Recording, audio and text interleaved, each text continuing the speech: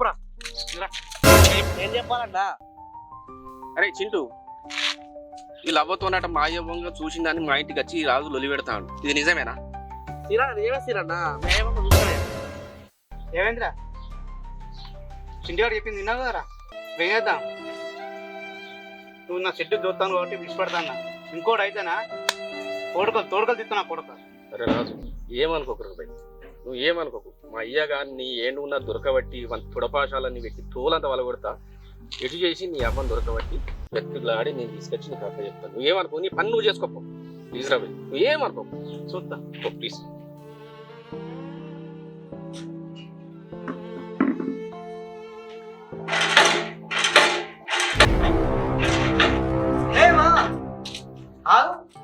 ఏమా కంగారు పోతాను చూడకుండా.